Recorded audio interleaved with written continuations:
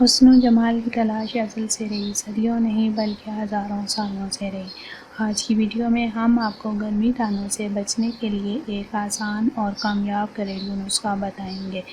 آج کل گرمی کا موسم عروج پر ہے۔ اس گرمی سے چرند پرند انسان عاجز ہیں۔ اکثر لوگوں کو جلدی مسائل کا سامنا کرنا پڑتا ہے، جن میں سے ایک مسئلہ گرمی دانوں کا ہے۔ چہرے پر گرمی دانوں کا مسئلہ ان خواتین اور لڑکیوں کے ساتھ زیادہ ہوتا ہے جو اسکارف یا نقاب کرتی ہیں۔ شدید گرمی میں انسان کو بہت زیادہ پسینہ آتا ہے اور یہ پسینہ ہمارے چہرے کے چھوٹے چھوٹے مساموں سے باہر آتا ہے۔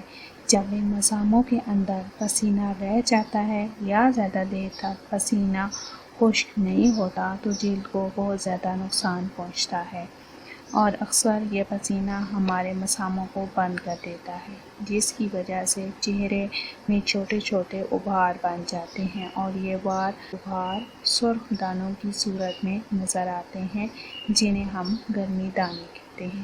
یہ گرمی دانے چہرے کے ساتھ ساتھ اکثر گردن پر بھی نکلتے ہیں۔ ان گرمی دانوں کی وجہ سے جلن، چبھن اور خارش کا احساس ہوتا ہے۔ بازار میں مختلف اشیاء موجود ہیں جن سے گرمی دانوں کا علاج کیا جاتا ہے، مگر ان اشیاء کے مضر اثرات بھی ہیں۔ آج کی ویڈیو میں ہم آپ کو نہایت آسان اور کامیاب گھریلو نسخہ بتاتے ہیں جس کے استعمال سے آپ گرمی دانوں سے چھٹکارا پا سکیں گی۔